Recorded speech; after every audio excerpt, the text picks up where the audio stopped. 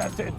Hi, I'm Will from Tested. Norm from Tested. Norm, today we are testing out these guys right here. Really not stylish sunglasses. You think they're sunglasses, but what they actually are is virtual reality goggles. VR, we're back in the 90s. I'm the lawnmower man. These, I don't know what I just said.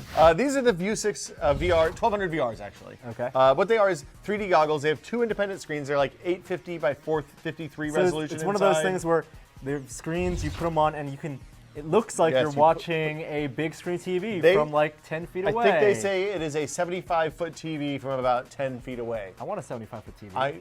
75-inch TV, did I say okay. foot? Yeah, I would like a 75-foot TV. Yeah, so 75-inch TV. So pretty big TV. It's it's decent size. I've spent the last couple of weeks testing these out. And does it look like a 75-inch TV from 10 feet away? It looks like a a small TV in a box from about right there. You know, if I take my MacBook Air and put it like 3 inches from my face, it looks like really a 75-foot TV from 10 feet away. I can't see you right now. I'm just looking over there, but I don't see anything there. Yeah.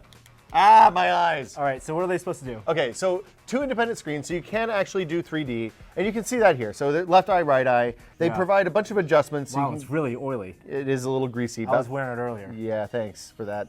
You can move the lenses around inside this headspace to make the interocular distance work. Yeah. Right. It's very important that. What would you think if you walked into someone's house or apartment and they had like a big gaming desktop computer and no monitor, keyboard, and just these glasses on them? I would think that they don't like reading text. Oh, okay. Because one of the things that I very quickly realized is that with the low resolution of these screens, they're not actually HD resolution screens.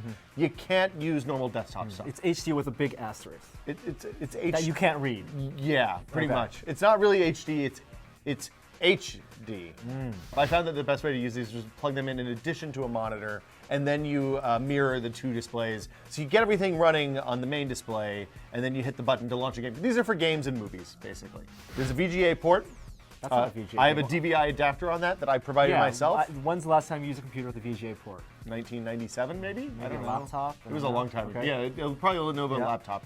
I had to provide the DVI adapter myself. It didn't come with one. Oh. May have been because what we have is a kind of a pre-production thing, like a reviewer's kit, but it was not in there. I was a little bummed out. Okay. You also use USB to power it. And when you plug the USB in, then that brings this guy to life, which has all the controller stuff that you need to make this work, as well as a USB audio controller. So setup relatively easy. Plugging it in and making things come out of the screen was pretty easy. Yep. Getting it to the point that you could actually use it in a game and make it work was very difficult. Because the resolution is different than your computer resolution. Well, when you plug the monitor in and duplicate and mirror, then the main screen monitor resolution will drop down to 1024 by 768 or 1280 by 720, whatever your TV thinks is, or whatever your computer thinks is. So let's say movies. How did movies look? Movies look pretty good. I did actually sit with the laptop in the living room and did side by side.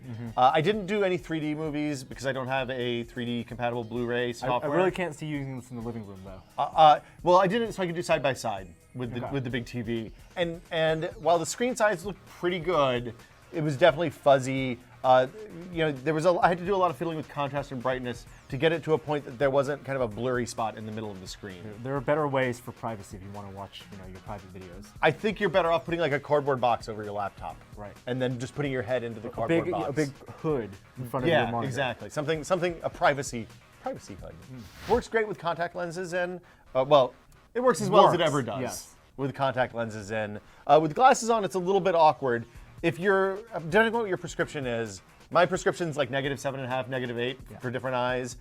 It will adjust the focus from +2 diopters to -5 diopters. The sound hummed in the best case, even with the volume all the way down. It was a bad USB sound controller is how I would describe it. Being charitable. Now, this is the VR version, so they're 3D mode? So there's 3D mode. I believe that the non-VR version has 3D mode as well. The big difference is it comes with this guy right here. I'm going to pop this out. Well, there went the nose piece. This is a head tracker. It's got a gyroscope and an accelerometer in there. So it plugs into a little, what looks like a micro USB port over here on the side of the glasses. Port? Okay. I don't know if it actually is, but that's the connector. It could be something else, some other compatibility it senses thing. Head movement? And it has a gyroscope and an accelerometer, which you calibrate using the provided software and doing a lot of twisting and turning. Getting the calibration working right was a little bit tricky. Their documentation was pretty thin. I actually spent some time on the phone with those guys getting the walkthrough.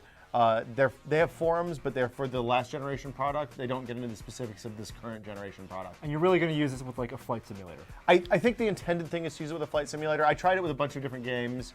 Portal 2 was okay. You couldn't really read anything. Flight Simulator 10 was pretty cool. Right. I was wearing the glasses, looking around, and then you were flying the airplane. Yeah. Yeah. So you were a tourist, and I was doing the driving. But basically, you could do the full virtual cockpit thing where you look down to see controls, look left and right to see out the windows. Now, the resolution isn't sufficient that you can actually read the controls from inside the, look down and look at the panel and read. You have to do a little zooming, which you'll map to like a keyboard shortcut or something. It looks just as good as I remember going to the arcade in the 90s and paying $15 for 10 minutes of VR time. Yeah, that seems about right. Yeah. I tried Call of Duty Modern Warfare 3, which is one of their newer supported games.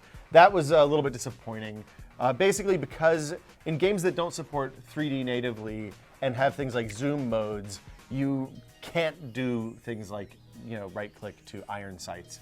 So I don't know if you've ever played Call of Duty without iron sights, but it's pretty much impossible to shoot anybody. The backlight makes it get kind of warm on your forehead. Yeah, it's also kind of front heavy. It's right? Well, I mean, it's glasses. There's a bunch of screens and glass in there. That's kind of to be expected. The viewing window is pretty narrow, so you want to get them up real close to your eyes.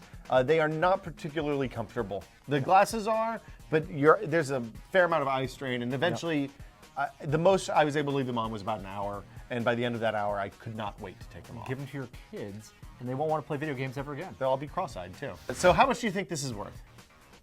$150? Go higher, Norm. $300? Go higher, Norm. $500? Go a little bit higher, Norm. $600. Go the teенsiest bit lower. $599.95. That is exactly right. How did you know? It might be 99 cents. I'm not entirely. That's kind of expensive. It's a little spendy. I could get someone killed for that. Not anybody who would be missed. Like if you look at this in the late 90s, 320 by 240 VR glasses that were much, much worse than this, they're not very expensive because those were like $1,500, $2,000. If you're comparing it to, say, a good monitor that you can use to, browse the web and use as a desktop computer, it's kind of a lot of money. So VR glasses, still not great today, and at this rate of progress, when will they be good? 2025? Conceivably, they're thinking that they might have 720p versions of this type of device as early as next year. All right. I would definitely advocate waiting for higher resolution on these eyes per eye. I kind of don't. You shouldn't buy this. No. It does have a 30-day guarantee though, so if you want to try it, you can probably send it back. Try it or just live vicariously through us. Yeah, I would have sent these back if I bought So them. these are the Vusix 1200 VR. VRs. Yeah, they're $600, $599. They're available now. I'm Will from Tested. I'm Norm. See you guys next time.